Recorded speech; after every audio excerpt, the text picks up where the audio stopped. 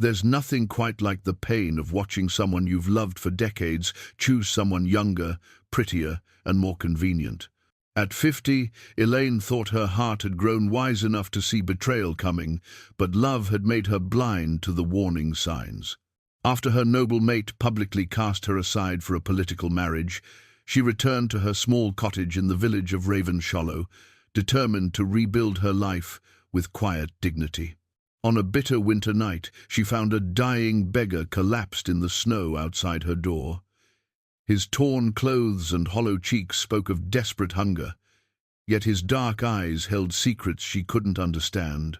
She brought him inside, nursed him back to health, and slowly began to care for this mysterious stranger who spoke little but watched her with ancient intensity. But what happens when kindness opens the door to a love more powerful and dangerous than anything she's ever known? Before we jump back in, tell us where you're tuning in from, and if this story touches you, make sure you're subscribed, because tomorrow I've saved something extra special for you. The ancient healing herbs pouch lay open on Elayne's worn wooden table, its leather surface darkened by generations of wise women's hands. Her grandmother had carried it through plague years, her mother through times of war, and now it had passed to her, though she wondered if she truly deserved such legacy after the spectacular failure of her marriage. She selected dried chamomile with practiced fingers, breathing in the sweet scent that always reminded her of better days. The stranger, for she still thought of him that way, despite 3 weeks of shared meals, sat quietly by her hearth, watching her work with an intensity that should have unsettled her but somehow didn't. His presence had become as familiar as the crackling fire, as comforting as the weight of her mother's silver locket against her chest. 20 years she had given to Lord Aldrich of Thornwick Manor. 20 years of healing his people, managing his household, bearing his disappointments when no children came. She had been 17 when they wed, full of dreams about partnership and purpose. He had been 25, handsome in his noble bearing, and she had believed herself fortunate to catch his eye among the prettier daughters of neighbouring lords. The marriage had started well enough. Aldrich respected her healing gifts, valued her counsel, and for several years they had worked side by side to improve conditions for their tenants. She remembered those early days with something approaching fondness, the way he would seek her opinion on matters of justice, how he praised her success with difficult births and stubborn fevers. But children never came, despite years of hoping and trying. With each passing season, she felt the weight of his disappointment grow heavier. The whispered conversations between him and his advisors became less discreet, political. Alliances shifted, and suddenly her noble birth seemed less important than her empty womb. Lady Elayne. He had called her right until the end, even as he announced their marriage dissolved in favour of his union with 16-year-old Isabel of Greystone. The girl was pretty as a spring flower and came with a dowry that would fund Aldrich's expansion plans. More importantly, she was young enough to bear the sons he desperately needed. Elayne had not wept in front of the court. She had curtsied, congratulated them both with perfect composure, and requested only her mother's belongings and passage back to Ravenshollow. Let no one say she lacked dignity, even in defeat. The village of Ravenshollow nestled between dark woods and mist-covered moors like a secret kept by the earth itself.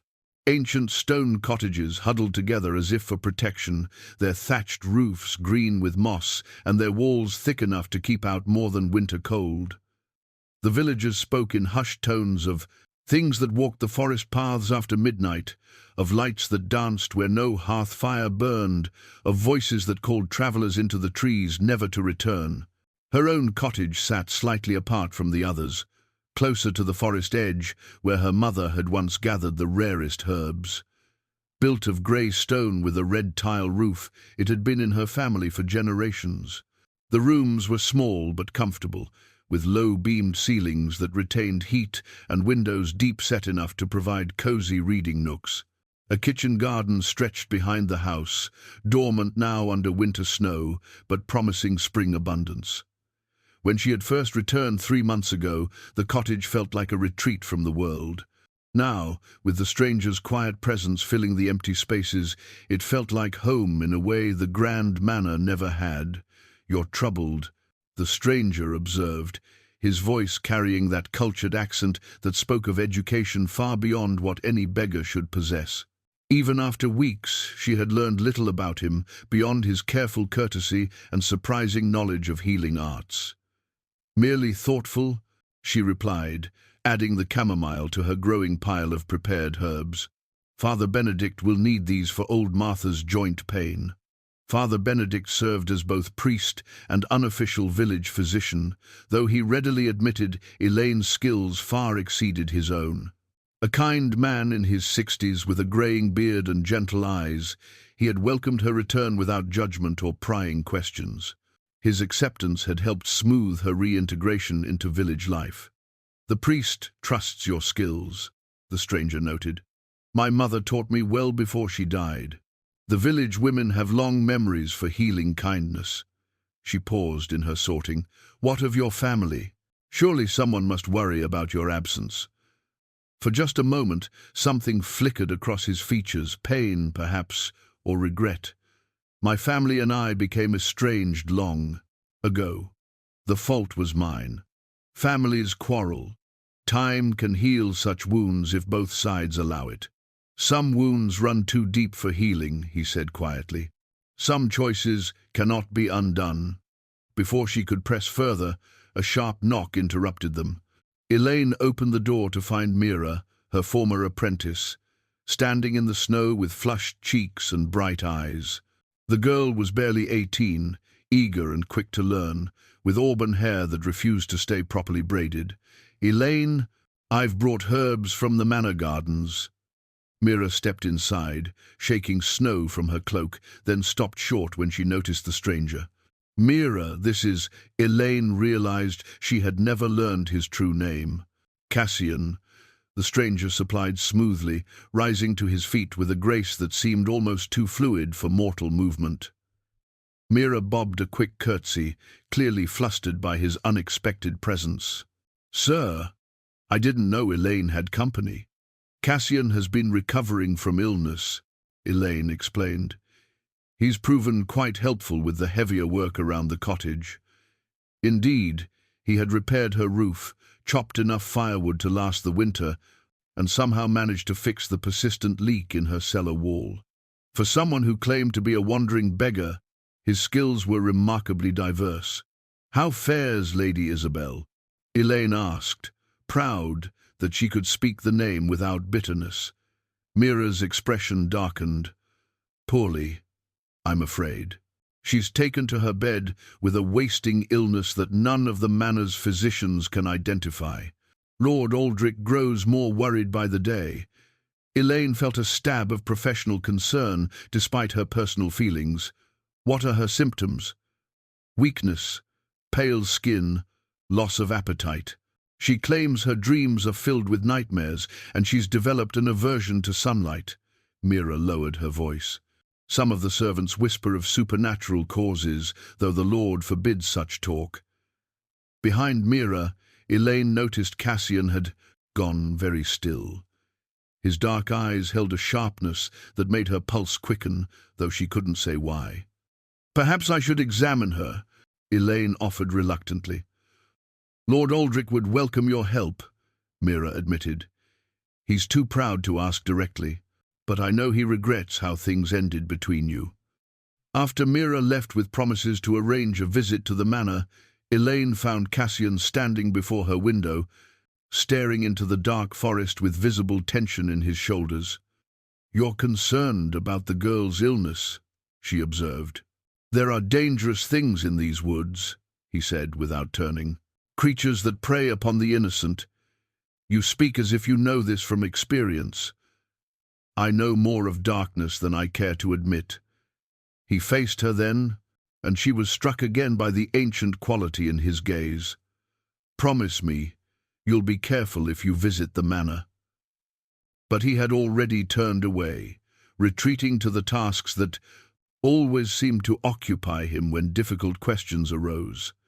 Elayne watched him go, her mind churning with growing suspicions that her mysterious guest harbored secrets far more complex than simple poverty. As evening approached, she prepared their usual supper of bread, cheese, and vegetable broth.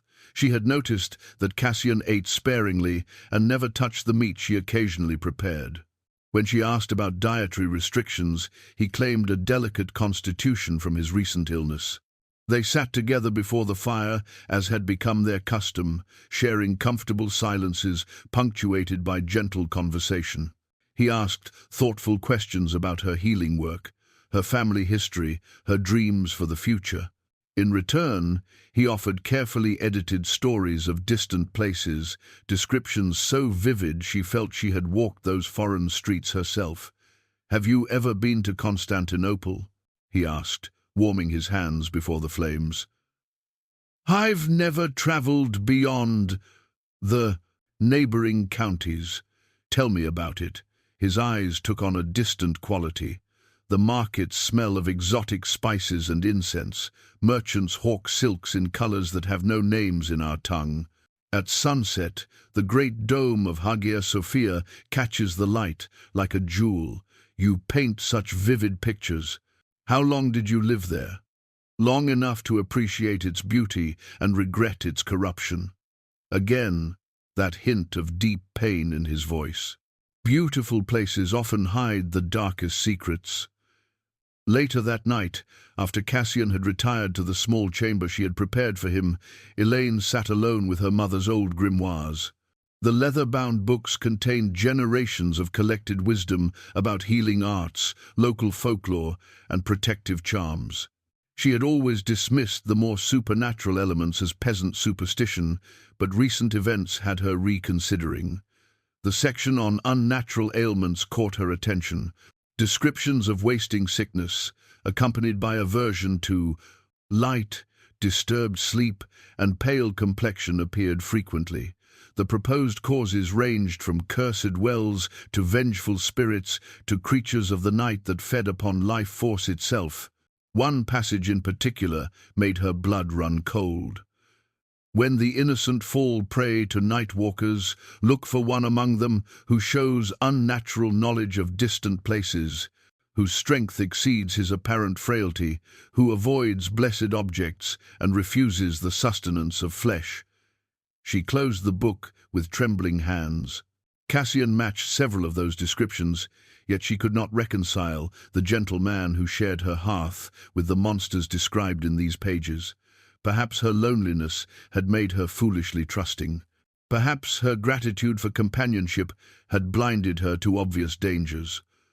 Or perhaps, she thought with growing certainty, the truth was far more complicated than simple evil. The wind picked up outside, rattling the shutters and sending shadows dancing across her. Walls.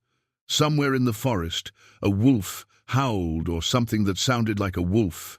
Elayne pulled her shawl tighter and tried to convince herself that her fears were merely the product of an imagination stirred by ancient superstitions.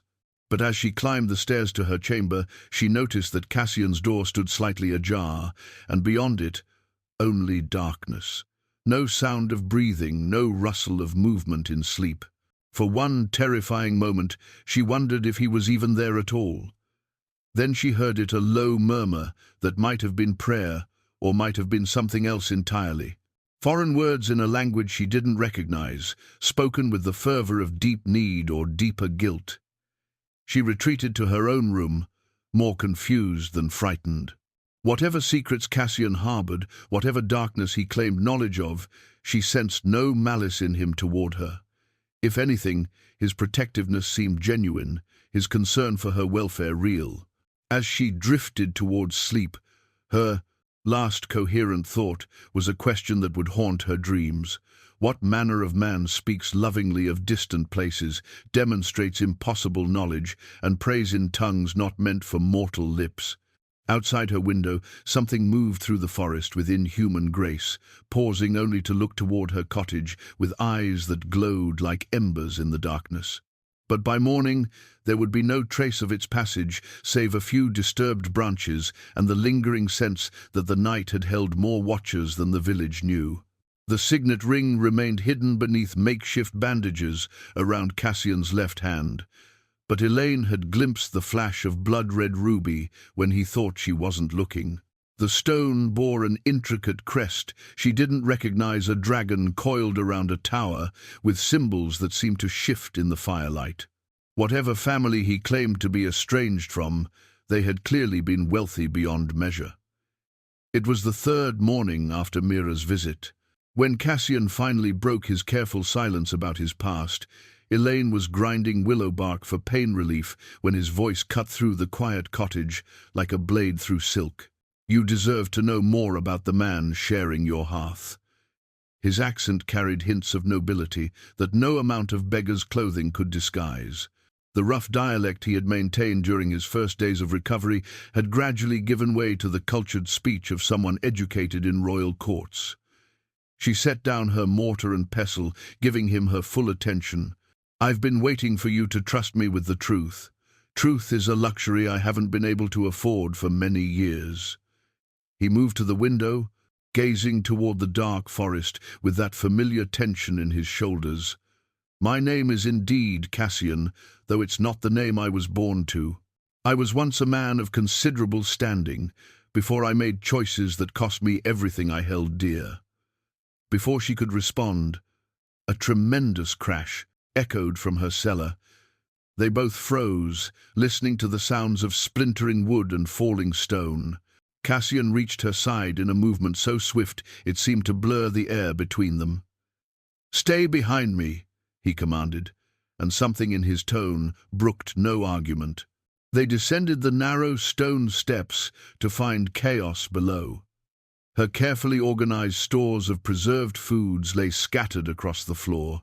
Heavy wooden crates that should have required two strong men to move had been tossed aside like kindling. At the center of the destruction, a massive beam that supported the ceiling above hung at a precarious angle, threatening the structural integrity of the entire cottage. "The weight will bring down the kitchen floor," Elayne breathed, calculating the disaster. "Everything I own." Cassian stepped forward and placed both hands against the massive timber. The muscles in his arms and shoulders bunched with effort. But what followed defied every law of nature. Elayne understood. The beam, easily weighing more than 3 men, began to rise under his grip. Not slowly, as if he strained against impossible weight, but smoothly, as if it weighed no more than a fence post. He held it steady while bracing stones fell into place, then lowered it gently into its original position. When he turned back to her, his dark eyes held a mixture of regret and resignation. "No mortal man possesses such strength," Elayne whispered. "No," he agreed quietly. "No mortal man does." The revelation should have terrified her. Instead, she felt a strange sense of completion, as if a puzzle piece had finally found its proper place. All the small inconsistencies, his unusual knowledge, his careful eating habits, the way shadows seemed to bend around him, suddenly made terrible sense. "What are you?" she asked, though part of her already knew. Before he could answer, urgent pounding on her cottage door echoed through the floor above. They climbed the stairs to find Father Benedict on her threshold, his usually calm demeanor shattered by obvious distress. "3 more deaths in Millhaven, just 2 leagues south," he announced without preamble. "The same as before, no wounds, no signs of struggle, but drained of life, as if their very essence had been stolen." Elayne felt Cassian go rigid beside her. "How many total?" he asked, his voice carefully controlled. Father Benedict studied him with sharp eyes. 7 over the past month. All young, all healthy, all found at dawn as empty husks." He paused meaningfully. "The pattern suggests the creature responsible is moving steadily toward Ravenshollow. We should organize watches," Elayne suggested. "Warn people to travel in groups, stay indoors after dark. Lady Elayne." The voice from her doorway carried the arrogance she remembered all too well. Lord Aldrich stood framed in the morning light, resplendent in his fur-trimmed cloak and polished boots. Behind him waited a small retinue of guards and servants. "My lord," she replied with a curtsy that conveyed respect without warmth. Aldrich's gaze swept over her cottage, taking in its modest comfort before settling on Cassian with obvious disapproval. "I see you've taken in another stray. Your charitable nature remains unchanged." "This is my home now," she said evenly. "I welcome whom I choose, indeed, and I've come to ask you to choose duty over personal comfort." His expression softened slightly. "Isabel grows worse daily. Her skin has turned pale as parchment, and she can barely tolerate lamplight, much less sunshine. My physicians are baffled. I'll examine her this afternoon." "You'll come now," Aldrich interrupted, his tone regaining its imperious edge. "Pack whatever supplies you need and return with me immediately. Your guest can surely spare you for a few days." Elayne felt her temper flare. "I am not your wife anymore, Aldrich. You cannot command my schedule. I can offer generous compensation for your services," he countered smoothly. "Enough gold to ensure your comfort through many winters." "And if I refuse?" Aldrich's expression hardened. "Then you'll be turning your back on an innocent girl who has done nothing to deserve your resentment. Is that the legacy you want, allowing jealousy to override your healing oath?" The accusation stung because it held a grain of truth. Personal feelings aside, she had sworn to help the sick regardless of circumstances. But something in Cassian's sudden stillness warned her that accepting this summons might be more dangerous than Aldrich realized. "The girl's symptoms," Cassian said slowly. "They began how long ago?" "What business is that of yours?" Aldrich demanded. "Answer him," Father Benedict urged. "Any detail might prove important." 6 weeks, Aldrich admitted reluctantly. "Just after our wedding feast." Cassian exchanged a meaningful look with Father Benedict that Elayne didn't understand, but found deeply unsettling. "Perhaps," Cassian suggested carefully, "Lady Elayne should examine the patient here, in familiar surroundings with her full collection of remedies available." "Absolutely not," Aldrich snapped. "Isabel is far too ill to travel, and I won't have my wife treated in some peasant cottage." He stepped closer, his hand resting on his sword hilt. "Your concern for my wife's welfare is touching, Beggar, but hardly appropriate." The insult hung in the air like a challenge. For one terrifying moment, Elayne saw something flicker behind Cassian's eyes, something predatory and ancient that made her blood run cold. When he smiled, she glimpsed teeth that seemed sharper than they should be. "My apologies, my lord," Cassian said with deadly courtesy. "I merely thought to spare the lady unnecessary travel during such dangerous times." "What danger? From a few mysterious deaths in distant villages?" Aldrich scoffed. "My guards are more than capable of protecting one healer for the short journey to my manor." "Of course they are," Cassian agreed, but his tone suggested otherwise. Elayne found herself caught between competing instincts. Professional duty demanded she help the sick girl, regardless of personal history. But every maternal instinct she possessed screamed warnings about leaving the safety of her cottage and Cassian's protection. "I'll come," she decided, "but I return here each evening. I won't abandon my own patients for extended periods." Aldrich nodded curtly. "Acceptable. Gather your supplies." As she packed her healing kit, Elayne felt Cassian's presence behind her like a watchful shadow. "You're concerned about something specific," she murmured, keeping her voice low. "The timing troubles me," he admitted. "The deaths began shortly after the wedding. The bride falls ill with symptoms that match—" He stopped himself. "Be very careful, Elayne. Trust no one completely, not even those who seem familiar." "What aren't you telling me?" His hand briefly touched the hidden signet ring. "More than I should. Less than you deserve." Father Benedict appeared in her doorway. "I'll accompany you to the manor," he announced. "Spiritual comfort often aids physical healing." "That won't be necessary," Aldrich protested. "I insist," the priest replied firmly. "The girl may benefit from prayer as much as medicine." Something in Father Benedict's manner suggested deeper motivations, but Elayne felt grateful for the support. As they prepared to leave, Cassian caught her hand in his.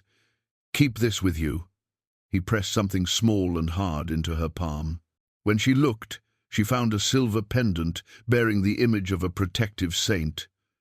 "It belonged to my mother. It has served me well in dark times."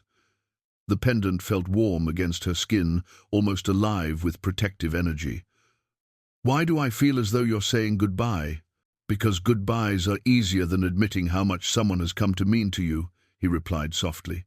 Their eyes met, and in that moment, Elayne understood that whatever he was, whatever secrets he harbored, her feelings for this mysterious man had grown far deeper than mere gratitude or companionship.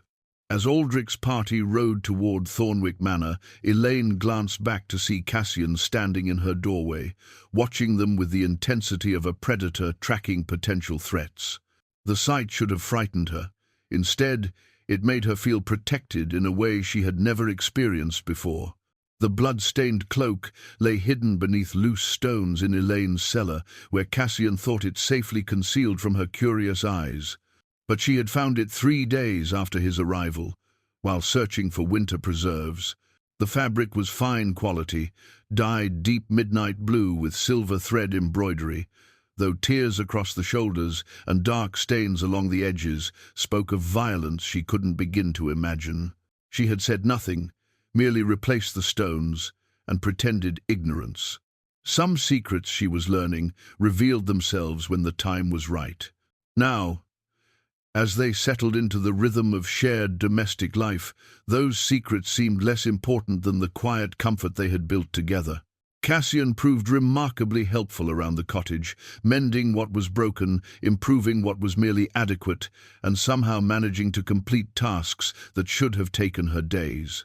"The leak in the roof is completely sealed," he announced, climbing down from the attic with spider webs in his dark hair. "I've reinforced the support beams as well. You shouldn't have any more problems with winter storms." Elayne looked up from where she sat grinding herbs, struck again by the casual way he accomplished impossible tasks.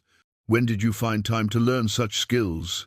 "Necessity teaches many lessons," he replied, brushing dust from his clothes. "A man learns to repair what he cannot afford to replace." Their conversations followed similar patterns, his carefully neutral responses to questions about his past, her growing certainty that his necessity stemmed from circumstances far more complex than simple poverty. Yet she found herself caring less about his mysteries and more about the warmth he brought to her previously solitary existence. They developed routines that felt surprisingly natural. She would rise before dawn to tend her patients and prepare healing supplies, while he handled the heavier maintenance work around the cottage. Afternoons they spent together, she teaching him about local herbs, while he shared knowledge of distant healing practices that seemed far too advanced for any wandering beggar to possess. In the southern kingdoms, they use a tree bark that reduces fever more effectively than willow, he mentioned one afternoon, helping her organize her medicinal stores. The preparation requires careful timing, harvested only during the full moon, dried in silver containers. "Silver containers?" She paused in her sorting. "That would be incredibly expensive." "The investment proves worthwhile when treating nobles who can afford to pay for results," he said carefully. "You speak as if you've personally treated such patients." He was quiet for a long moment, arranging dried lavender with unnecessary attention to detail. "I've observed many healing practices during my travels." These glimpses into his past intrigued her, but she didn't press. Whatever life he had lived before collapsing at her door, he clearly preferred to keep those memories buried. She understood the desire to escape painful history. Their evening meals became opportunities for deeper conversation, though he continued to eat sparingly and avoided the meat she occasionally prepared. When she asked about his dietary restrictions, he claimed a delicate constitution from prolonged illness. The constitution seems to have improved considerably, she observed, watching him effortlessly move a heavy table to sweep beneath. Your strength has returned remarkably quickly. Good care and proper rest work wonders, he replied with that enigmatic smile that never quite reached his eyes. Indeed, though I notice you never seem to actually sleep. He went very still. What do you mean? I hear you moving about at night, pacing, I think. Sometimes I hear you speaking, though I can't make out the words. Old habits, he said quietly. I've grown accustomed to keeping watch during dark hours. Watch for what? Dangers that prefer the cover of night. His evasive responses should have frustrated her, but instead they sparked a protective instinct she hadn't expected. Whatever haunted his sleep, whatever memories drove him to pace her floors in the dark hours before dawn, she sensed a deep pain that mirrored her own recent heartbreak. The village began to accept his presence with typical rural wariness. Father Benedict spoke with him occasionally after Sunday services, their conversations conducted in low tones that suggested shared concerns about matters Elayne wasn't privy to. The other villagers maintained polite distance, though several women had mentioned to her that the mysterious stranger seemed quite handsome for a beggar. They wonder about your intentions toward me, she mentioned one evening as they sat before the fire. And what do you tell them? That my intentions are my own business, as are yours. He studied her face in the flickering light. You're remarkably trusting for someone recently betrayed by love. Perhaps I've learned to distinguish between genuine character and false promises. She met his gaze steadily. You've given me no reason for mistrust, haven't I? His voice carried an odd note of sadness. I've told you nothing of my past, my family, my true name. For all you know, I could be a criminal fleeing justice or a madman escaped from confinement. You could be, she agreed calmly, but you're not. How can you be so certain? Because criminals don't repair cottage roofs with such care, and madmen don't possess such extensive knowledge of healing arts. She reached out to touch his hand, noting how cool his skin felt despite the warmth of the fire. Because you've treated me with more genuine respect in these few weeks than my husband showed me in 20 years. The admission hung between them like a bridge neither quite dared to cross. Cassian's fingers tightened around hers, and for a moment she thought he might finally reveal the truth that shadowed his dark eyes. Instead, he lifted her hand to his lips and pressed a gentle kiss to her knuckles. You deserve better than the mysteries I carry, Elayne. Shouldn't I be the judge of what I deserve? Some burdens are too heavy to share, and some are too heavy to bear alone. Their eyes met across the small space between their chairs, and she felt something shift in the careful balance they had maintained. The pretense of mere companionship was wearing thin, replaced by an attraction neither could deny much longer. A sharp knock interrupted the moment. Mira stood on the threshold, her young face flushed with cold and excitement. Elayne! Thank goodness you're here. The girl stepped inside, nodding politely to Cassian before turning back to her former mentor. There's been another death in Greybrook this time, only 1 league away. Cassian rose from his chair with fluid grace. The same circumstances? Exactly the same, Mira confirmed. A young merchant found at dawn, drained of life but unmarked by violence. The villagers are terrified. They should be, Cassian murmured, moving to the window to peer into the gathering darkness. Father Benedict has called for a village meeting tomorrow night, Mira continued. He wants to discuss protection measures, perhaps organize watches or no. Cassian's sharp tone startled both women. Villagers should stay indoors after sunset. No watches, no patrols. Some predators are drawn by the very efforts meant to repel them. Mira looked confused, but Elayne studied Cassian's tense profile with growing understanding. His knowledge seemed far too specific for casual observation. You know what's responsible for these deaths, she said quietly. I know enough to recognize the danger, he replied without turning from the window, and to know that traditional defenses will prove inadequate. Then what do you suggest? Trust, patience, and the wisdom to recognize that some battles can only be fought by those equipped for such warfare. After Mira left with promises to convey their concerns to Father Benedict, Elayne found herself alone with Cassian and a growing certainty that her mysterious guest harbored knowledge that could save lives if only she could convince him to share it. The deaths follow a pattern, she observed, clearing away their untouched evening meal. They do, and that pattern is leading here to Ravenshollow, very likely. Yet you seem more resigned than surprised. Cassian finally turned from the window, his expression grave. Some sins follow a man no matter how far he runs, Elayne. Some past mistakes refuse to remain buried. Are you saying these deaths are connected to you? I'm saying that running from darkness doesn't always keep it from finding you. His words sent a chill through her that had nothing to do with winter cold, yet she found her resolve only strengthening. Whatever was coming for Ravenshollow, whatever connection it might have to the man sharing her hearth, she would face it beside him rather than in ignorance. Some dangers, she was beginning to understand, could only be met with complete trust. The moonstone pendant that had belonged to Elayne's mother began glowing the first time Cassian touched her hand with genuine tenderness. She had been reaching for a high shelf when he moved to steady her, his palm resting gently against her back. The pendant flared with soft blue light beneath her bodice, warm against her skin like captured starlight. She pulled away quickly, pressing her hand to her chest, where the stone pulsed with otherworldly energy.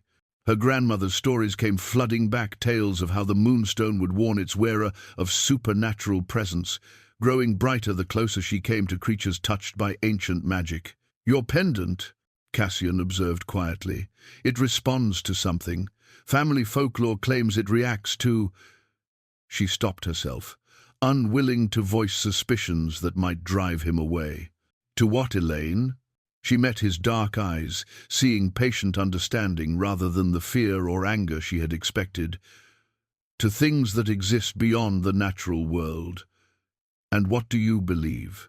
"I believe my grandmother was wiser than I gave her credit for." The pendant continued its gentle glow, neither alarming nor accusatory, but simply acknowledging truth. "I also believe that supernatural doesn't necessarily mean evil." Something in his expression shifted, relief, perhaps, or gratitude for her acceptance of what he couldn't yet put into words. "My true name is Cassian," he said carefully. That much was honest. "But I wasn't born to begging, and my estrangement from family involves circumstances far more complex than simple quarrels. I gathered as much." She moved closer, noting how the pendant's glow intensified without becoming uncomfortable. "Your accent belongs to royal courts, your knowledge spans continents, and your strength exceeds mortal limits. These aren't traits one acquires through poverty. You're remarkably perceptive. I'm remarkably tired of pretending ignorance for the sake of your comfort." The pendant pulsed, brighter, and she made no effort to conceal it now. "Whatever you are, Cassian, you've proven your character through actions rather than words. That matters more than ancestry or," she gestured vaguely, "unusual abilities. They stood close enough that she could see flecks of silver in his dark eyes, could feel the careful control he maintained over whatever power flowed beneath his surface calm. The pendant's steady glow created an intimate circle of blue light around them, as if the ancient stone itself blessed their growing connection. "You're unlike anyone I've ever known," he murmured, lifting his hand to cup her cheek. The pendant flared, but remained warm, welcoming rather than warning. "Because I don't run screaming from mysteries?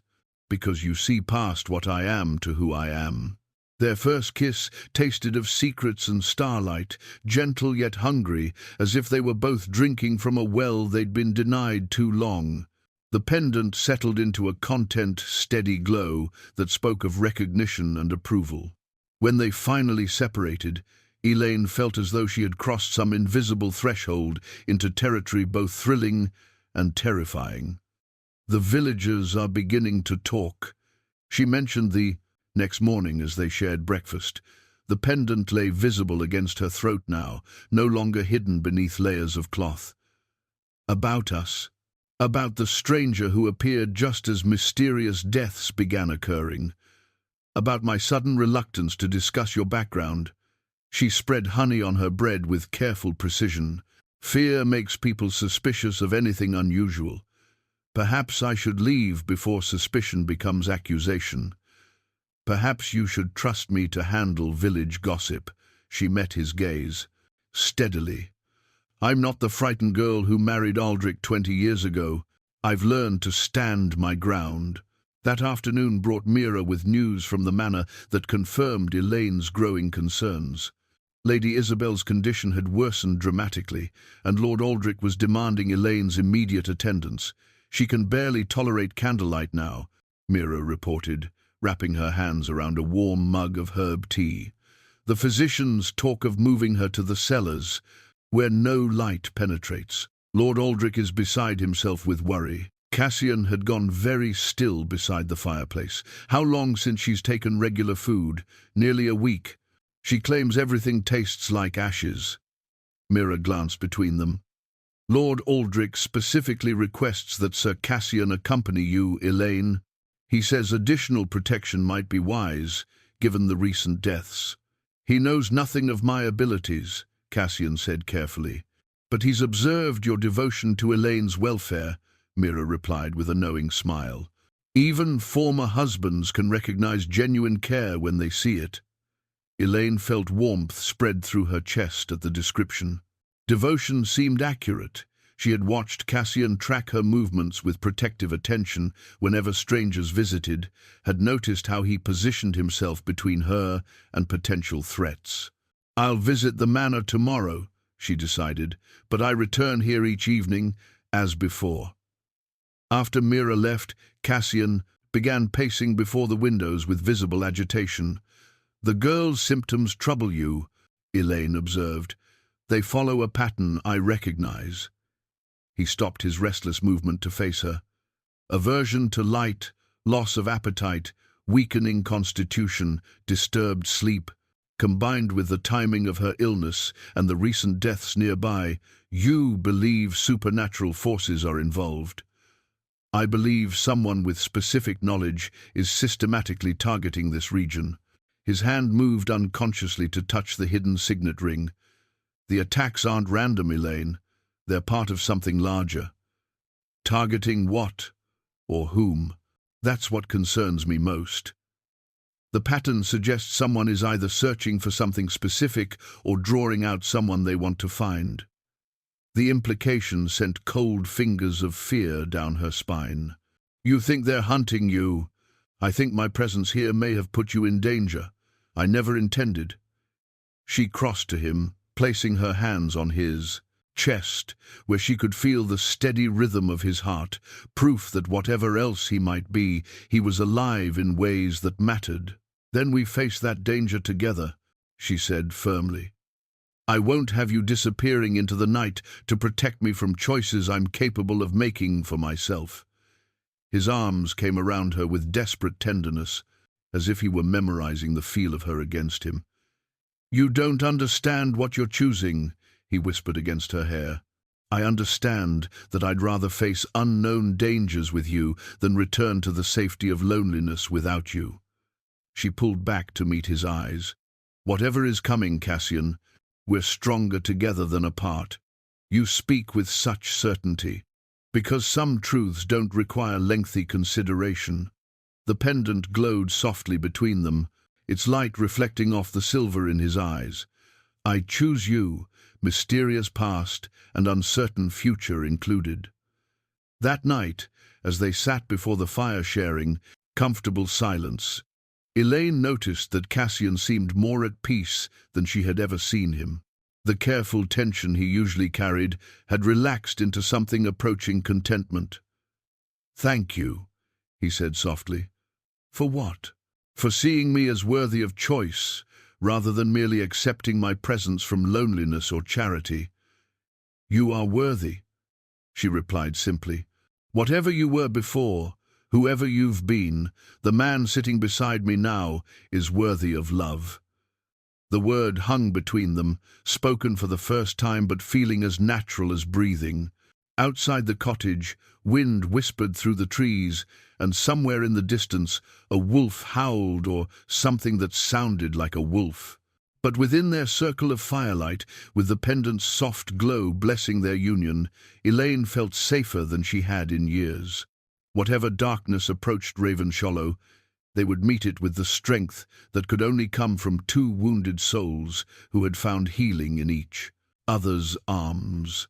The iron cross, blessed by Saint Benedict, hung from Father Benedict's neck like a shield against darkness, its surface polished smooth by decades of faithful touch. When Cassian accidentally brushed against it during their conversation outside the village chapel, the holy metal seared his skin with a hiss that sounded like water meeting flame.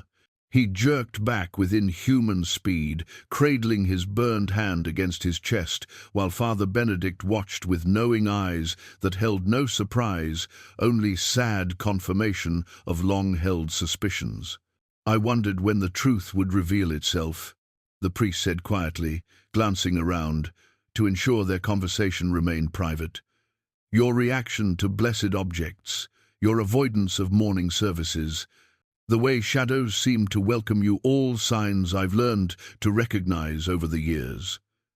Elayne, who had witnessed the entire exchange from her position beside the chapel door, felt pieces of the puzzle finally clicking into place. The pendant's glow, his unusual strength, his knowledge of distant places and ancient healing arts, all of it pointed to a conclusion she had suspected but never dared voice aloud. "You're a vampire," she said. The words carrying neither accusation nor fear, merely acknowledgement of truth finally spoken. Cassian looked between them, his dark eyes reflecting centuries of pain and resignation. I wondered how long it would take for you to reach that conclusion. Longer than it should have, Father Benedict admitted. Though in my defense, you're unlike any creature of the night I've encountered in my 40 years of service to God. Because I don't prey on the innocent? Cassian's voice carried bitter self-mockery. Because I've chosen animal blood over human sustenance, that hardly absolves me of what I am. What you are matters less than who you choose to be, Elayne said firmly, moving to his side despite Father Benedict's sharp intake of breath. The moonstone has... We've been warning me of supernatural presence since the day we met, yet it glows with warmth rather than alarm when you're near. Even blessed stones can distinguish between evil and mere difference. Father Benedict examined Cassian's burned palm with professional interest. The cross leaves its mark, but not as severely as it would on a truly damned soul. Curious. I haven't fed on human blood in over 3 centuries, Cassian admitted quietly. I survived the initial transformation by drinking from wounded animals rather than killing innocent people. It's possible that choice altered my fundamental nature. 3 centuries? Elayne struggled to process the implications. You've lived that long? Longer, though I stopped counting the years when they began to feel like a burden rather than a gift. He flexed his burned fingers, watching the wound heal with supernatural speed. I was transformed in 1156, during the Second Crusade. My mortal life ended in the Holy Land, defending pilgrims from creatures far worse than what I became. Father Benedict studied him with renewed interest. The Crusades. That would explain your knowledge of distant places, your cultured speech patterns. You were nobility. I was many things I'm no longer proud of. Cassian's expression darkened. But yes, I held titles, commanded men, believed myself righteous in my cause. Pride and certainty made excellent foundations for eventual damnation. Yet you chose differently than most would in your position, Elayne observed. You chose to preserve rather than destroy. I chose survival over principle, initially, Only later did survival become its own form of principle. The three of them stood in contemplative silence, each processing the weight of revelations that changed everything, yet somehow changed nothing essential about the bonds forming between them. "The recent deaths," Father Benedict said eventually. "You believe they're connected to your presence here?" "I fear so. The pattern suggests someone from my past has finally tracked me down." Cassian's hand moved unconsciously to touch the hidden signet ring. "I've spent centuries avoiding the vampire clans that consider me a traitor to our kind. It seems my exile is finally ending." "Traitor to what exactly?" "To the natural order of vampiric existence. Most of my kind embrace the power that comes with human predation. They build empires on fear, rule through intimidation, treat mortals as cattle to be harvested." His voice carried deep disgust. "I refuse to participate in such governance, chose exile over complicity." Elayne reached for his uninjured hand, intertwining their fingers with deliberate tenderness. "So you've spent 3 centuries alone, hiding your nature, surviving on scraps rather than claiming what others would consider your birthright. Loneliness seemed preferable to monstrosity. And now," he looked into her eyes with an expression of wonder tinged with fear, "now I've found something worth protecting, someone whose acceptance makes isolation feel like a choice rather than a sentence." Father Benedict cleared his throat meaningfully. "While this revelation explains much, it doesn't address our immediate problem. If vampire royalty is hunting you, Cassian, then Ravenshollow faces dangers beyond mortal comprehension." "Which is why I should leave," Cassian said firmly. "Draw them away before innocent people suffer for my presence, and abandon Elayne to face whatever retribution they might devise." Father Benedict shook his head. "No, that solves nothing and protects no one." "The priest is right," Elayne added. "Running now would only delay the confrontation, not prevent it. Besides, you underestimate what this village has survived in the past. Elayne, Ravenshollow has weathered plague, war, and supernatural visitations for over 500 years," she continued. "We're descendants of people who learn to live alongside mysteries most villages would never acknowledge. Your presence here isn't coincidence, Cassian. Perhaps it's providence." Father Benedict nodded slowly. "The old records speak of times when creatures of darkness found redemption within these walls, when love proved stronger than ancient curses. Perhaps such a time has come again." "You're suggesting I stay and fight whatever comes," Cassian said incredulously. "I'm suggesting you stop running from what you are and start embracing what you could become," Elayne replied. "You've proven that vampiric nature doesn't mandate evil choices. Perhaps it's time to prove that it can enable heroic ones." As if summoned by their conversation, a commotion erupted from the village square. Shouts and screams echoed between the stone cottages, and the smell of smoke began drifting on the afternoon air. The 3 of them rushed toward the disturbance to find chaos in the marketplace. A merchant's cart had overturned, spilling goods across the cobblestones, while villagers fled in obvious terror from something moving among the shadows of the nearby buildings. "Stay back," Cassian commanded, his entire demeanor shifting into predatory alertness. But Elayne could already see what had caused the panic, a figure that moved with inhuman grace between the buildings, leaving behind the drained corpse of a traveling merchant. When it turned toward them, she glimpsed features that might once have been human, but now reflected only hunger and malevolent intelligence. "Victor," Cassian breathed, recognition and old hatred coloring his voice. The creature smiled with fangs that gleamed like polished ivory. "Hello, cousin," it called across the square. "I've been looking for you for such a very long time." The ancient map of ley lines lay spread across Cassian's narrow bed like a revelation written in blood and starlight.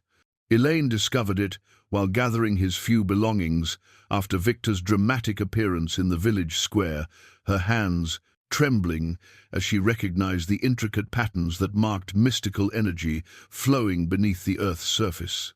Ravenshollow sat at the convergence of three major ley lines, their intersection marked with symbols that seemed to pulse with otherworldly significance.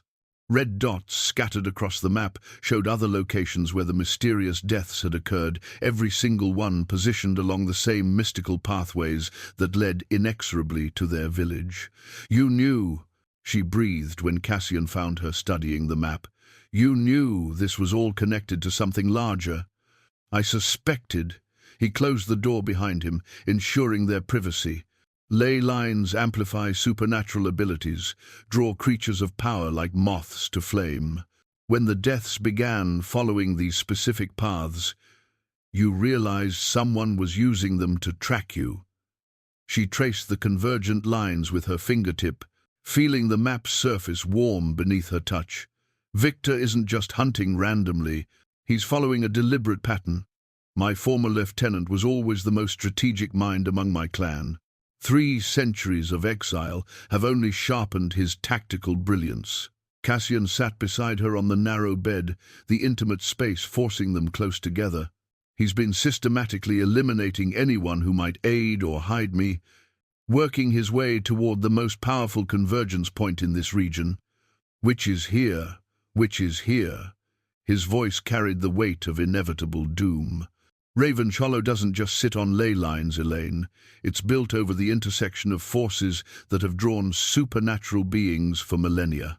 Your ancestors didn't choose this location by chance. They were guided here by the same energies that now make it irresistible to creatures like Victor."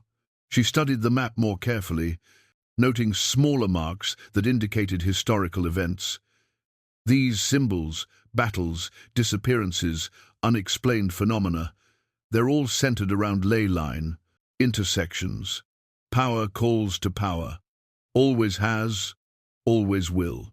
He traced a route from distant kingdoms to their current location.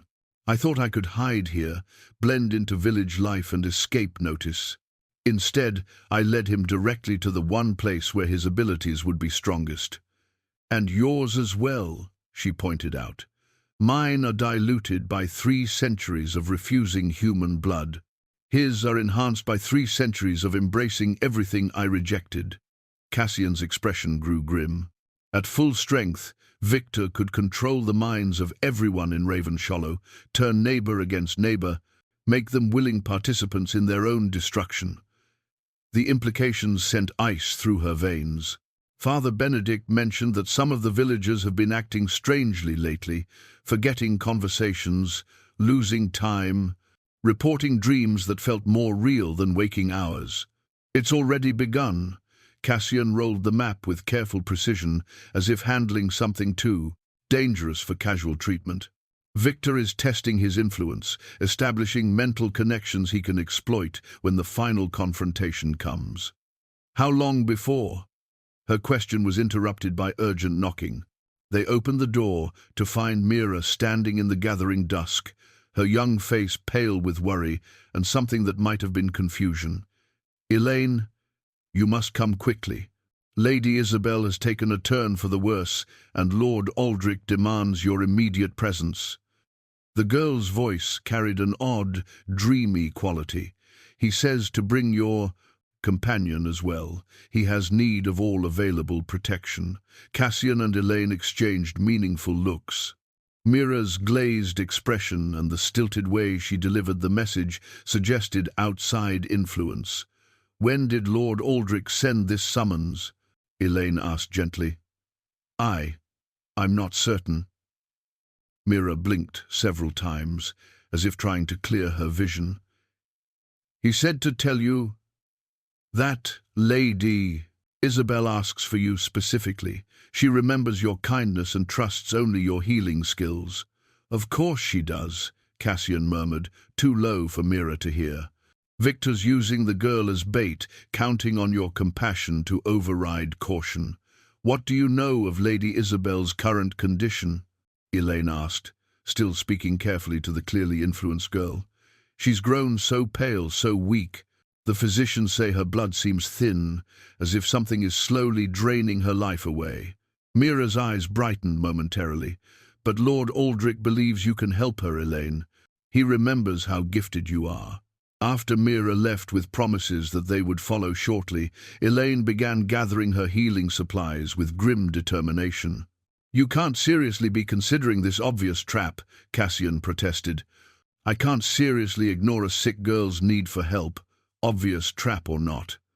She packed her bag with deliberate efficiency. Besides, Victor is clearly using Isabel's illness as leverage. If we don't respond, he'll simply escalate until we have no choice but to face him. On ground of his choosing, surrounded by people under his influence, when his powers are strongest, Cassian caught her hands, stilling her frantic preparations. Elayne, this is exactly what he wants, to force a confrontation when every advantage lies with him. Then we change the terms. She met his gaze steadily. You know these ley lines better than he assumes. Your map shows weaknesses as well as strengths, doesn't it? Some intersections can be disrupted, their power temporarily scattered. But the ritual requires... He stopped, realizing her intent.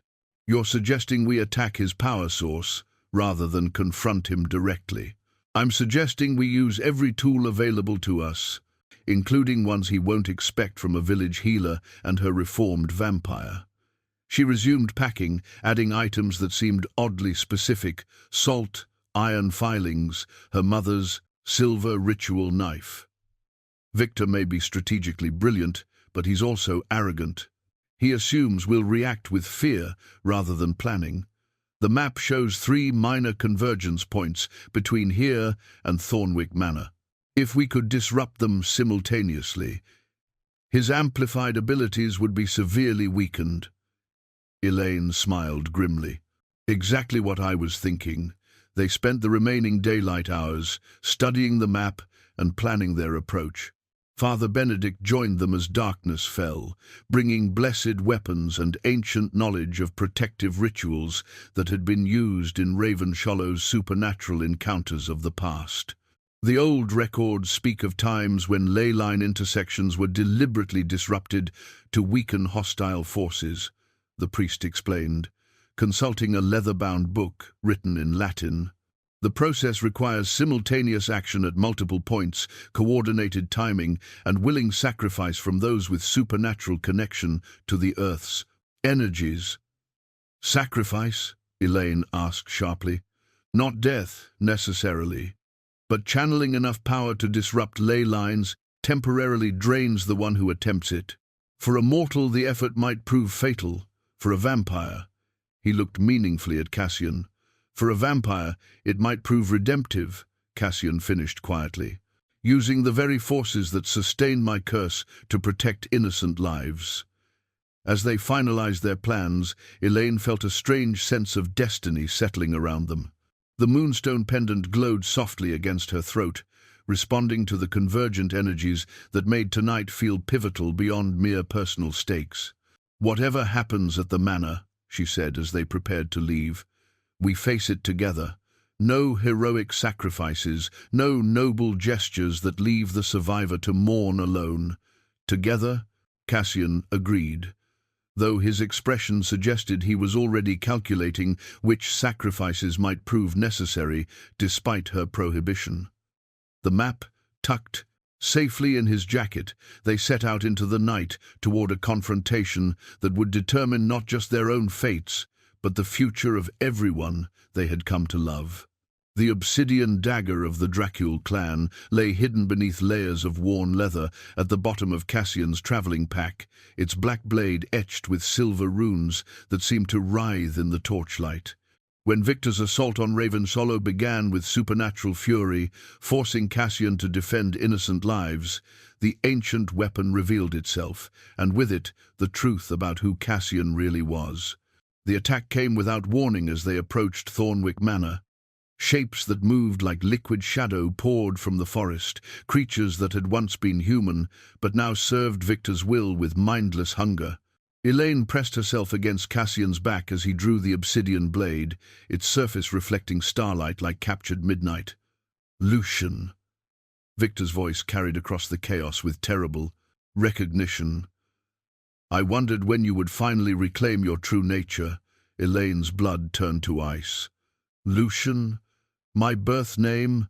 Cassian admitted grimly, the dagger humming with power in his grip. Prince Lucian Dracul, heir to the most powerful vampire clan in existence. The identity I abandoned 3 centuries ago when I refused to become the monster they demanded. Victor approached with predatory grace, his followers forming a circle around them. The lost prince returns at last. Tell me, cousin, was your exile worth preserving these pathetic mortals who will die anyway once our clan reclaims this territory? These people are under my protection, Lucian replied, and Elayne could hear centuries of royal authority in his voice. As are all innocents within these borders. How charmingly naive, still playing the noble protector even after all these years. Victor gestured, and his creatures moved closer. Our grandfather grows tired of waiting for your return, Lucian. The faced clan has need of its rightful leader. I abdicated that right when I chose conscience over power. You abandoned your responsibilities when you chose weakness over strength.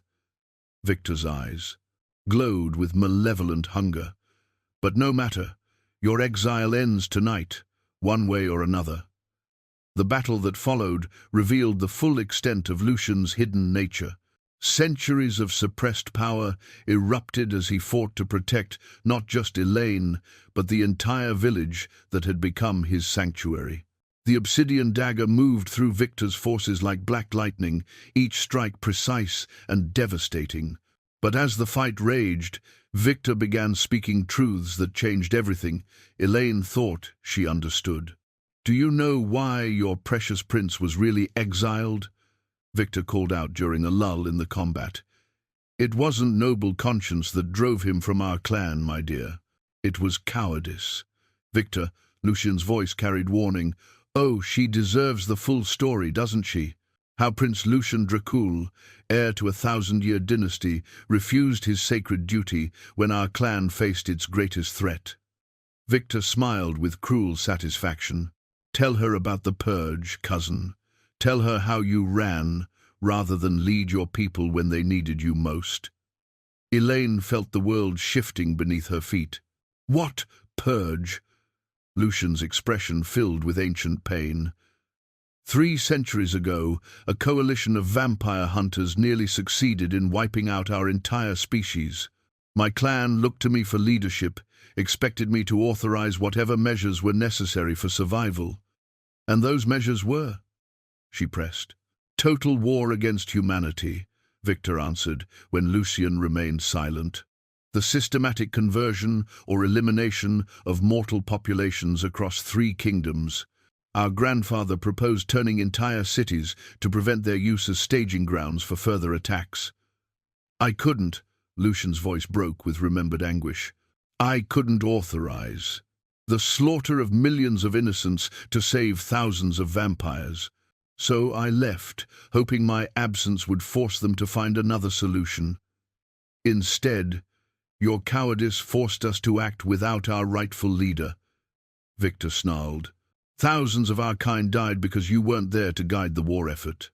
Entire bloodlines were extinguished because their prince valued human lives over vampire survival. The revelation hit Elayne like a physical blow. The man she had come to love, the gentle protector she had chosen, had abandoned his own people in their darkest hour. The weight of those deaths, the responsibility he carried, explained the deep pain she had always sensed in him. But you survived, she said quietly. Your clan endured. Barely. Victor's laugh held no humor. We won, but at a cost that could have been avoided with proper leadership. And now, 3 centuries later, our grandfather has decided it's time for the prodigal prince to face his responsibilities. What does he want? Lucian's return to claim his throne, Victor replied. The clan has grown tired of regents and temporary leaders. They want their true prince back, regardless of his past failures. And if I refuse again, then I'm authorized to ensure your cooperation through alternative methods. Victor's gaze settled on Elayne with predatory interest. Your charming mortal companion would make an excellent vampire bride, don't you think? I'm sure grandfather would be delighted to welcome her into the family. The threat galvanized Lucian into renewed fury. His attack on Victor became a blur of supernatural speed and power, the obsidian dagger leaving trails of darkness in the air. But Victor had expected this reaction and had prepared accordingly. "You cannot win this fight, cousin," Victor called out as he dodged another strike. "I have the full power of our clan behind me, while you remain weakened by centuries of refusing your true nature. Surrender now, and I promise the girl will be treated gently during her transformation." "Never," Lucian snarled, pressing his attack with desperate intensity. "Then you force me to demonstrate why grandfather sent me rather than someone less creative." Victor raised his hand, and suddenly Elayne felt invisible chains wrapping around her mind, trying to bend her will to his control. The moonstone pendant flared against her chest, its protective power warring with Victor's mental invasion. She could feel her thoughts becoming cloudy, her resolve weakening as supernatural influence tried to override her natural defenses. "Elayne!" Lucian's anguished cry broke through the mental fog. "Choose, cousin," Victor commanded, his control over her growing stronger. "Return with me to claim your throne, or watch me turn your beloved into a creature who will hunt these villagers you're so desperate to protect." The terrible irony wasn't lost on Elayne. Even through the haze of Victor's influence, Lucian had duckened, spent 3 centuries in exile to avoid choices that would harm innocents, only to face the same impossible decision again. Sacrifice the many for the few, or sacrifice the few for the many. There is another option. Father Benedict's voice cut through the supernatural tension like a blade. The priest emerged from the shadows of the manor, carrying items that made both vampires recoil: blessed silver, consecrated weapons, and ancient texts that radiated holy power. "Mortal priest," Victor dismissed, "your faith has no power here." "Perhaps not," Benedict agreed calmly. "But the records I've been studying suggest that clan succession laws include provisions for trial by combat. If Prince Lucian were to face you in formal challenge, witnessed by representatives of both mortal and supernatural communities, the outcome would be binding under ancient accords." Victor's expression shifted to one of surprise and calculation. "You propose a blood duel for leadership of the Dracul clan." "I propose resolution through strength rather than coercion," Benedict replied. "If Lucian wins, the clan accepts his decision to remain in exile. If you win, he returns to claim his throne willingly, and the mortal woman remains free regardless of outcome, protected by the terms of formal challenge." Elayne felt Victor's mental control withdraw as he considered this unexpected development. Her mind cleared enough for her to understand the full implications of what Father Benedict was proposing: a fight to the death between 2 supernatural beings, with the fate of both Lucian's freedom and the clan's future hanging in the balance. "You would risk everything on single combat?" Victor asked Lucian incredulously. "To protect Elayne and this village?" "Yes." Lucian raised the obsidian dagger, its surface reflecting his resolve. "I accept your challenge, Victor. Let this end between us, as it should have centuries ago." Victor's smile returned, sharp as winter frost. "Very well, cousin. But when I tear out your heart with my bare hands, remember that your noble sacrifice will change nothing. The clan will have its prince, one way or another." As the 2 vampires prepared for combat that would determine not just their personal fates, but the future of supernatural politics across kingdoms, Elayne realized that everything she thought she knew about her quiet village life had been shattered beyond repair. Whatever the outcome, there would be no return to simple healing and domestic peace. The woman who had fled to Ravenshollow seeking escape from heartbreak was gone forever, replaced by someone who had chosen love over safety and would now live with the consequences of that choice, whatever they might be. The consecrated silver blade gleamed with holy light as the village blacksmith, guided by Father Benedict's ancient knowledge, folded blessed metal with techniques passed down through generations of craftsmen who had learned to forge weapons against supernatural darkness. Elayne watched the creation process with fascination and growing dread, understanding that this weapon, if wielded by one pure of heart, could permanently destroy even the most powerful vampire. The silver must be heated in flames blessed by 3 different saints, Father Benedict explained as they worked through the night in the forge behind the chapel. The prayers spoken during the folding process bind divine power into the metal itself, creating a blade capable of severing the connection between vampiric soul and earthly form. Thomas, the blacksmith, a man whose grandfather had forged similar weapons during the dark times his family still whispered about, worked with steady concentration despite the supernatural forces gathering in the forest around Ravenshollow. "My grandfather told stories of such blades," he said, his voice rough with smoke and effort. "Said they hummed with power in the presence of evil, grew warm when righteousness guided. Their use, Lucian stood apart from the forging process, unable to approach the blessed flames without pain, but offering knowledge crucial to the weapon's creation. Victor's greatest strength lies in his ability to heal from any wound except those inflicted by consecrated silver wielded with pure intent. The blade alone isn't enough.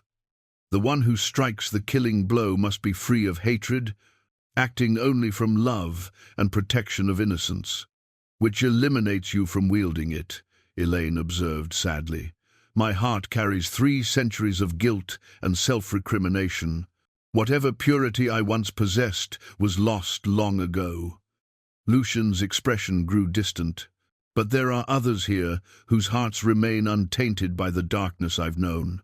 As dawn approached, bringing with it the formal challenge that would determine their fates, Elayne found herself reflecting on the journey that had brought them to this point. 3 months ago, she had been a discarded wife, seeking solitude and healing in her childhood village. Now she stood at the center of supernatural politics that could reshape the balance of power between mortal and immortal worlds. The blade finished, Father Benedict wrapped it in blessed cloth and presented it to Elayne with solemn ceremony. "The weapon chooses its wielder," he said quietly. "If divine providence intends for you to use this, it will feel right in your hand. If not, it will resist your touch." When she unwrapped the silver blade, it felt as natural as her mother's healing knife, its weight perfectly balanced for her grip. Warmth spread from the handle up through her arm, not the burning heat that would signify rejection, but the gentle warmth of blessing and acceptance. "It knows you," Lucian said with wonder. "The blade recognizes your heart's purity."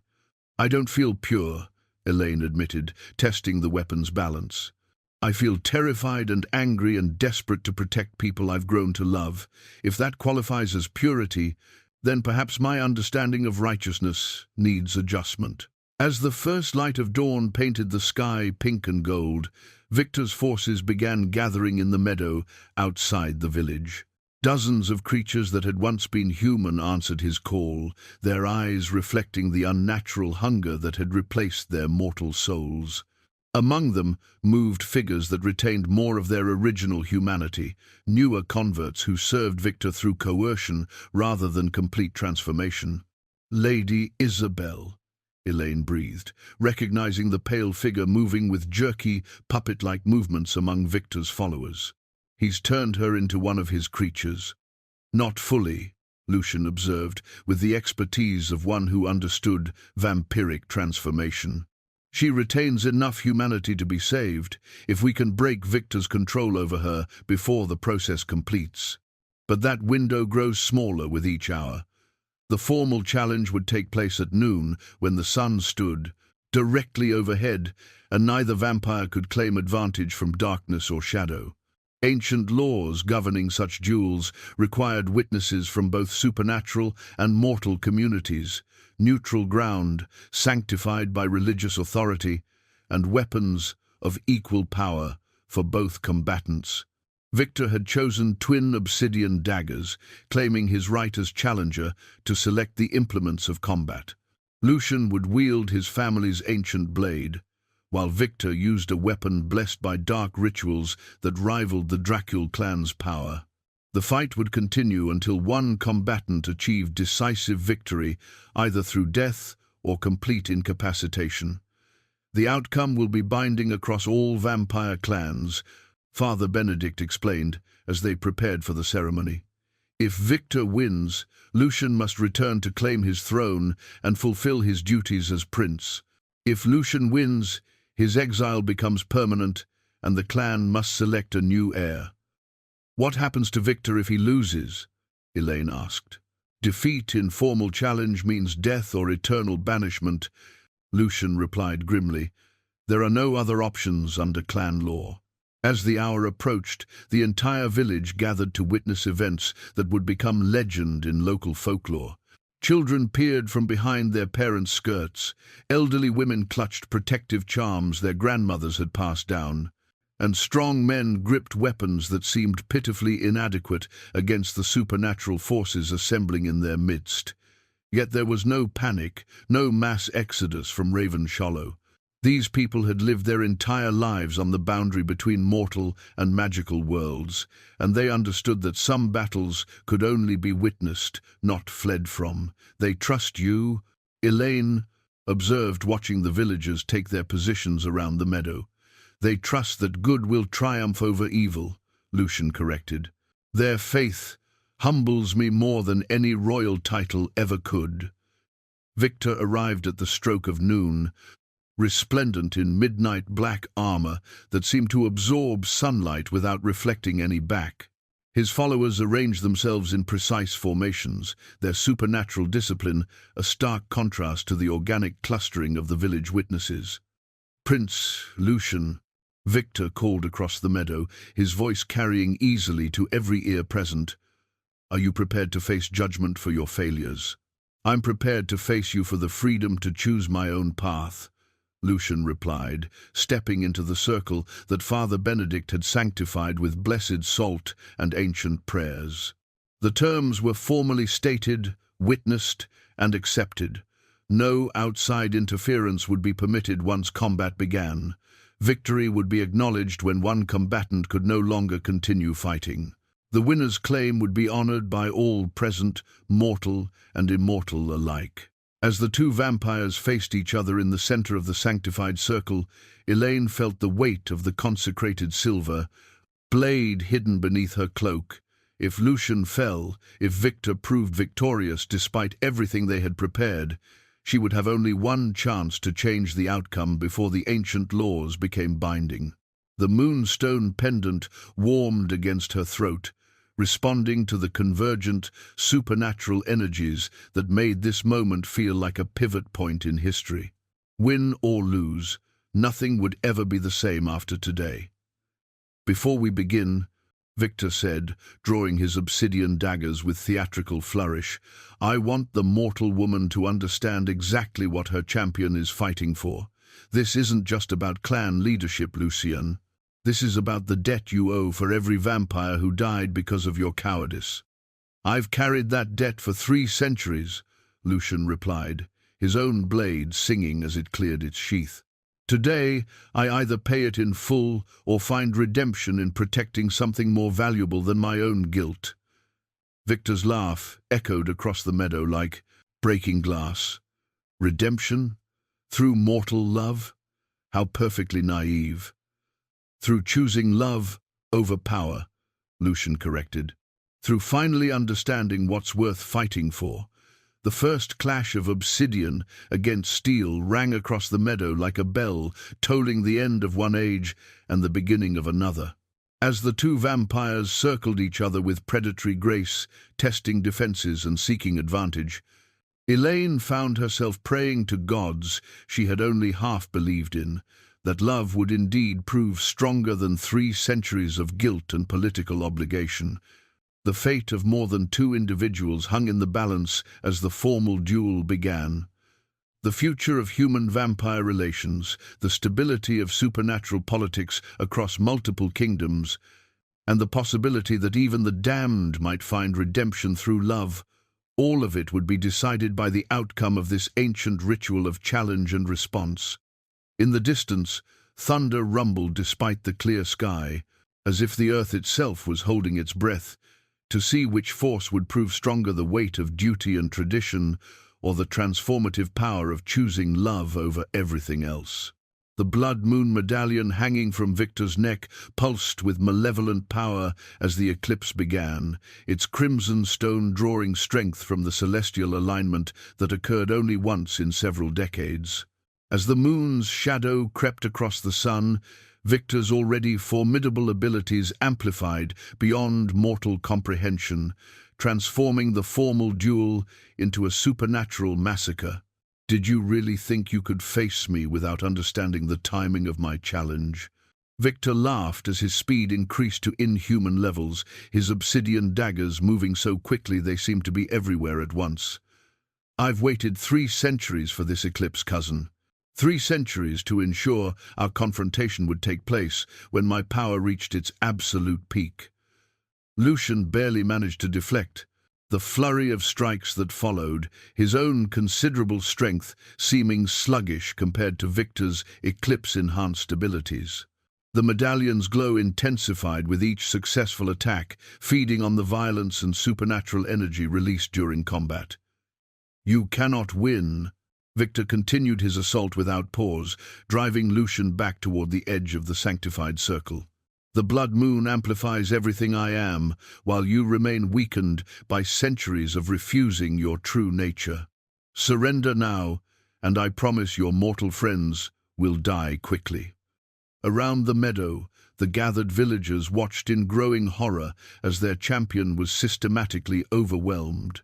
Children cried out in fear, elderly voices rose in desperate prayer, and strong men gripped their inadequate weapons with white knuckles as they witnessed power beyond their understanding. Elayne felt the consecrated silver blade grow warm beneath her cloak, responding to the proximity of supernatural evil. The weapon seemed to pulse with its own heartbeat, eager to fulfill the purpose for which it had been forged. But Father Benedict's warnings echoed in her mind. Premature intervention would void the ancient laws governing the challenge and leave them defenseless against Victor's legal claim to Lucian's obedience. The eclipse reached totality, plunging the meadow into an eerie twilight that made the medallion's crimson glow seem like a wound in reality itself. Victor's transformation became complete as the last sliver of sun disappeared. His movements became liquid shadow, his strikes left trails of darkness in the air, and his very presence radiated the kind of supernatural dread that made mortal minds recoil in instinctive terror. "Behold the true power of our bloodline." Victor's voice carried inhuman harmonics that vibrated through bone and soul. "This is what you abandoned when you chose weakness over strength, sentiment over supremacy." Lucian's desperate attempt at counterattack met only empty air, as Victor's eclipse-enhanced speed allowed him to be in 3 places simultaneously. The older vampire's careful defensive strategy crumbled under an assault that defied physical laws, leaving him bleeding from dozens of wounds that should have been fatal to any mortal creature. "The medallion," Father Benedict whispered urgently to Elayne, his voice barely audible over the supernatural chaos. "It's drawing power from the eclipse itself, creating a feedback loop that makes him nearly invincible. Until the celestial event passes, our champion fights at impossible disadvantage." "How long until the eclipse ends?" 40 minutes at minimum. "Lucian won't survive half that time against this level of assault." As if to emphasize the priest's assessment, Victor's next combination of strikes sent Lucian crashing into the stone boundary markers that defined the combat circle. The impact left cracks in solid granite and drew gasps of horror from the watching. Villagers. You see how futile resistance becomes when faced with true power. Victor stood over his fallen opponent, the medallion's glow casting his features in diabolic relief. I could end this quickly, but I want our audience to understand exactly how thoroughly your pathetic idealism has failed. Instead of delivering a killing blow, Victor began a systematic dismantling of Lucian's defenses, each calculated strike designed to cause maximum pain while prolonging the inevitable defeat. The medallion pulsed brighter with every drop of spilled blood, its hunger for violence seeming to grow with each feeding. The watching villagers began to retreat toward the chapel, their courage finally breaking under the overwhelming display of supernatural brutality. Parents scooped up children, elderly couples supported each other's faltering steps, and even the strongest men acknowledged that mortal courage had limits when faced with eclipse-enhanced vampire royalty. But Elayne stood her ground, the consecrated blade's warmth spreading through her entire body as she calculated the precise moment when intervention would be justified under the ancient laws. Too early, and Victor would claim victory by default. Too late, and there would be no champion left to save. "Father," she whispered without taking her eyes from the combat, "what exactly constitutes decisive victory under challenge law?" "Death or complete incapacitation of one combatant," Benedict replied grimly. "But the laws also allow for intervention if one side gains unfair advantage through external supernatural enhancement." "The medallion qualifies as external enhancement? If it can be proven to draw power from sources beyond the combatant's natural abilities?" "Yes." The priest's eyes brightened with sudden understanding. The eclipse itself could be considered grounds for nullifying the challenge. Victor's latest assault left Lucian barely conscious, blood pooling beneath his broken form as the Tellus's medallion's glow reached blinding intensity. The eclipse-enhanced vampire raised his obsidian daggers for what would clearly be the finishing strike. "Any last words, cousin?" Victor asked with mock courtesy. "Any final wisdom from the prince who chose love over duty?" Lucian's voice was barely a whisper, but it carried clearly across the unnaturally silent meadow. "I chose hope over despair. That choice, I too still stands. How touching. Goodbye, Lucian." As Victor's blades descended toward Lucian's heart, Elayne stepped forward into the circle of combat, the consecrated silver singing as it cleared its sheath. "By ancient law," she declared in a voice that carried surprising authority, "I claim the right to challenge external supernatural enhancement that violates the terms of formal duel." Victor's strike halted inches from Lucian's chest, his enhanced senses immediately recognizing the threat posed by the blessed weapon in her hands. "Mortal woman," he snarled, "you have no standing to interfere in vampire clan business." "I have the standing granted by love, freely given and accepted," she replied, raising the silver blade until its consecrated edge caught the eclipse's eerie light. "And by this blade's recognition of my heart's purity." The medallion's glow flickered uncertainly as Victor calculated this unexpected development, its power still massive, but no longer absolute in the face of divinely blessed opposition wielded by one whose intentions remained completely pure.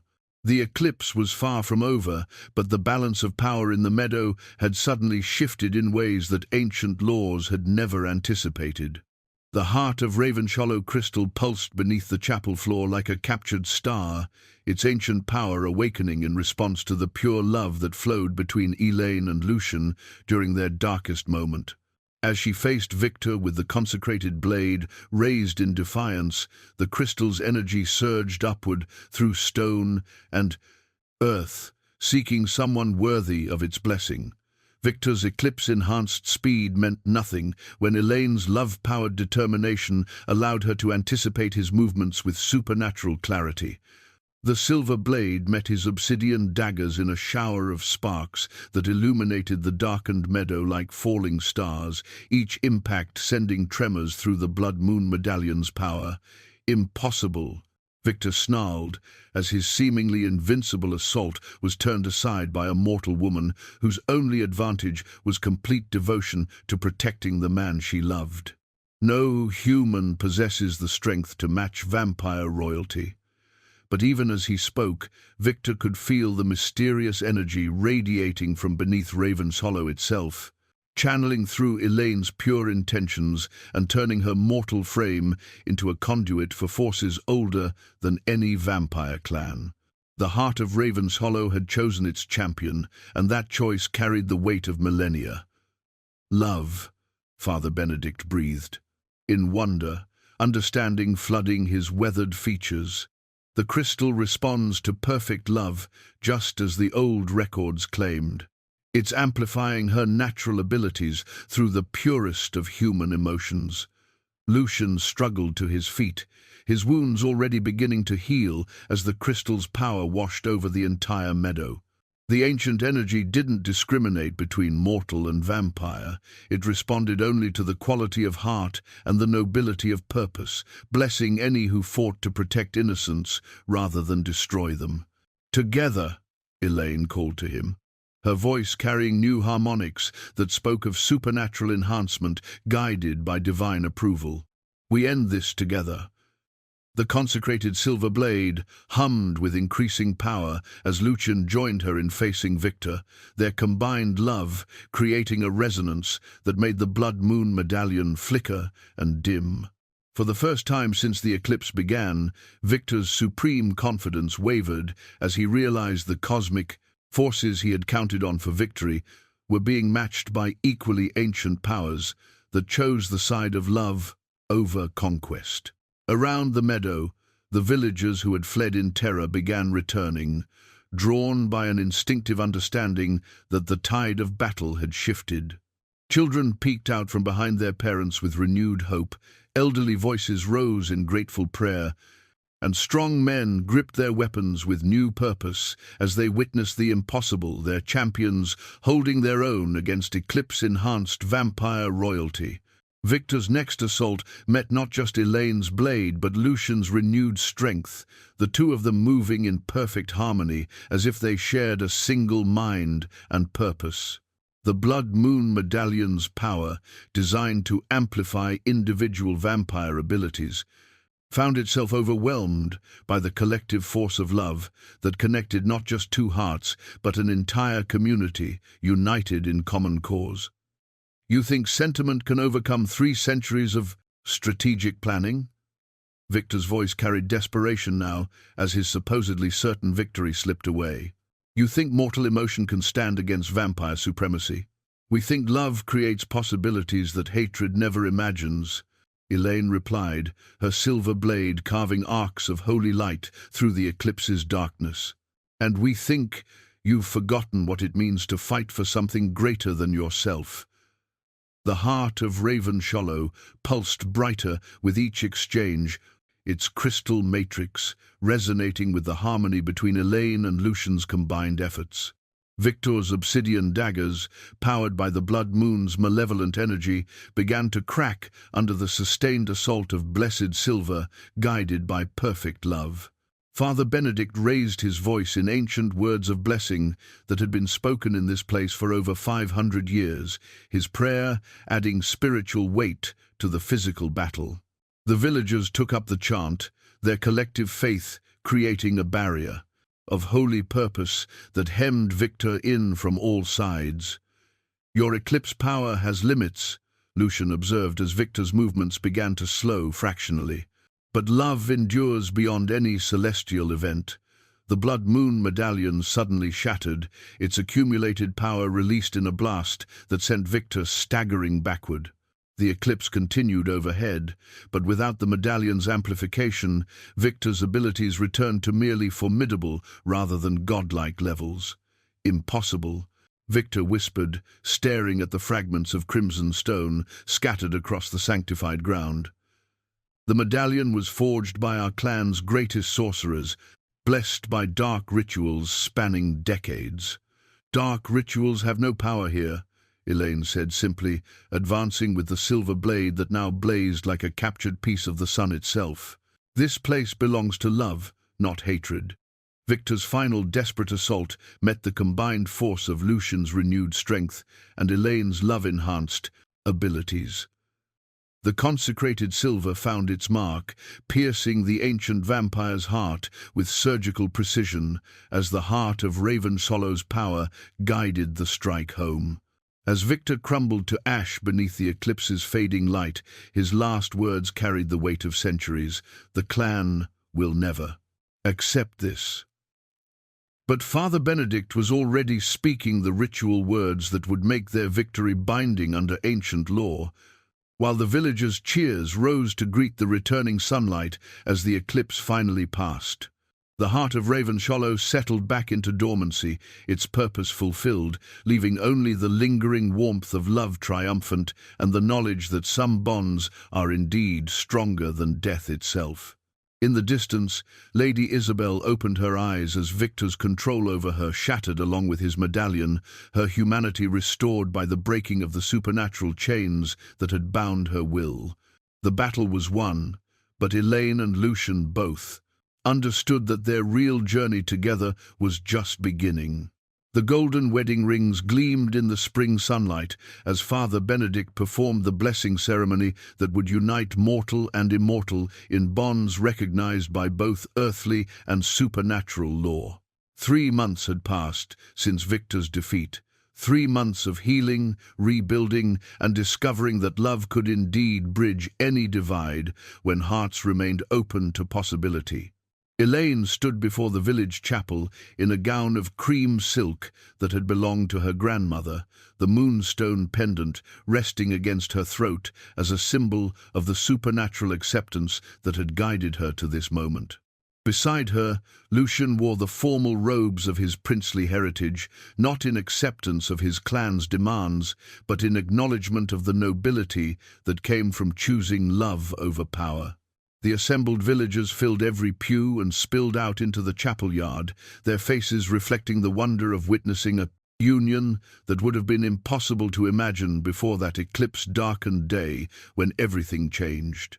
Children who had hidden in terror now laughed and played around the couple's feet, their innocence restored by the knowledge that monsters could become protectors when love showed them a better path. "The rings," Father Benedict intoned, his voice carrying the authority of one who had witnessed miracles and lived to bless their continuation, symbolize not just the union between Elayne and Lucian, but the promise that different worlds can find harmony when guided by mutual respect and genuine affection. Lord Aldrich stepped forward to present the rings, his face showing the humility that had replaced his former arrogance. Lady Isabel, fully recovered from her supernatural ordeal and glowing with the health of one given a second chance at life, smiled encouragement from the front pew where she sat beside her grateful husband. "I owe you both an apology that spans decades," Aldrich had said during their reconciliation the week before. "I confused possession with love, politics with affection, and nearly lost everything valuable while chasing things that ultimately meant nothing. Your example has taught me what marriage should actually represent." The rings slid onto their fingers with the warmth of blessed gold, each band inscribed with protective runes that would shield their union from supernatural interference, while announcing to any who encountered them that this bond was sanctified by both divine and earthly authority. "By the power vested in me by God and witnessed by this community," Father Benedict declared, "I pronounce you husband and wife, united in love that transcends the boundaries between mortal and immortal existence." Their kiss tasted of joy and starlight, of promises fulfilled and futures bright with possibility. Around them, the villagers erupted in celebration that echoed across the moors and into the dark forest, announcing to any supernatural beings within, hearing that Ravenshollow was under the protection of love triumphant. The wedding feast that followed showcased the community's gratitude for their defenders. Tables groaned under the weight of the finest foods their humble means could provide. Musicians played melodies that had been passed down through generations, and children danced with the abandon of those who no longer feared the darkness beyond their borders. Mira, promoted to village healer in her own right under Elayne's guidance, raised a toast that brought tears to many eyes. To the woman who taught me that healing comes from more than herbs and potions, and to the man who proved that even the longest exile can end in homecoming when the heart finds its proper destination. As the celebration continued into the evening, Elayne and Lucian found quiet moments to reflect on the journey that had brought them to this point. The cottage that had once been her solitary retreat was now their shared sanctuary, its rooms filled with the comfortable clutter of two lives intertwined. "Do you regret it?"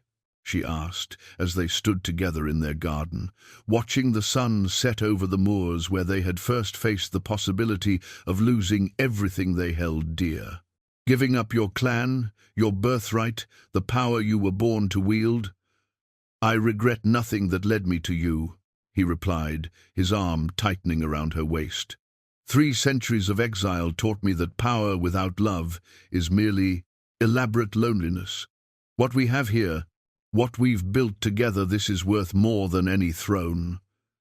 The healing center they had established in the months since Victor's defeat already drew visitors from neighboring counties, mortals and supernatural beings alike, seeking the kind of redemption that Ravenshollow had come to represent.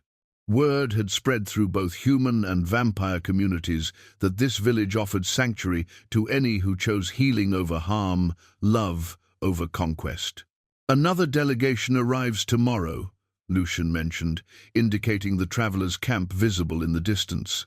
3 vampires seeking to break their dependence on human blood, and a werewolf pack that wants to learn peaceful coexistence with mortal communities.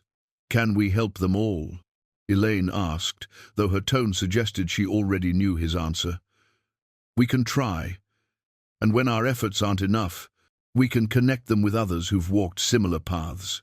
He gestured toward the letters that arrived weekly from supernatural beings across the continent, seeking advice, offering support, or simply requesting confirmation that redemption was possible even for the damned.